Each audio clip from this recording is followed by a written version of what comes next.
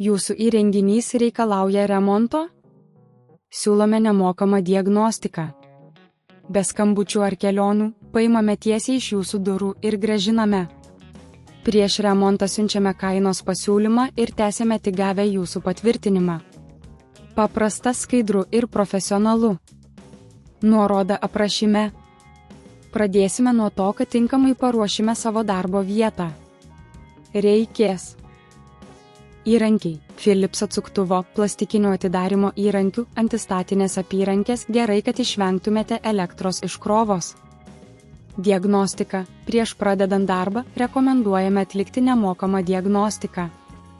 Tai leis nustatyti, ar problema yra tik kietajame diske, ar galimai ir kitose komponentuose. Atvykstame į jūsų namus ir greitai įvertiname situaciją.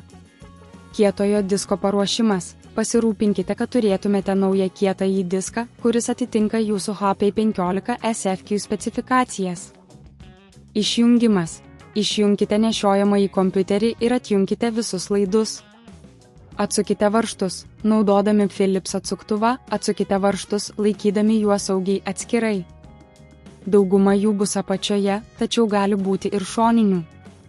Nuimkite dangtelį: naudodami plastikinius atidarymo įrankius, atsargiai atidarykite nešiojamojo kompiuterio dangtį. Pradėkite nuo kampų ir lėtai judėkite per visą kraštą, kad nesužalotumėte korpuso. Raskite kietąjį diską, po dangteliu suraskite kietąjį diską. Jis dažniausiai bus fiksuotas metaliniu rėmeliu.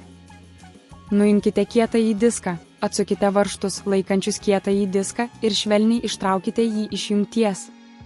Būkite atsargus, kad nesugadintumėte jungties. Įdėkite naują diską, įdėkite naują kietąjį diską atgal į tą pačią jungtį. Įsitikinkite, kad jis tvirtai prispaustas. Užfiksuokite varžtus, vėl užsukite varžtus, laikydami diską tvirtai vietoje. Uždarykite dangtelį, vėl uždėkite dangtelį ant nešiojamojo kompiuterio ir užsukite varžtus.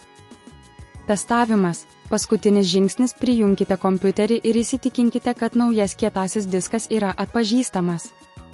Pradėkite sistemą ir stebėkite, ar viskas veikia sklandžiai.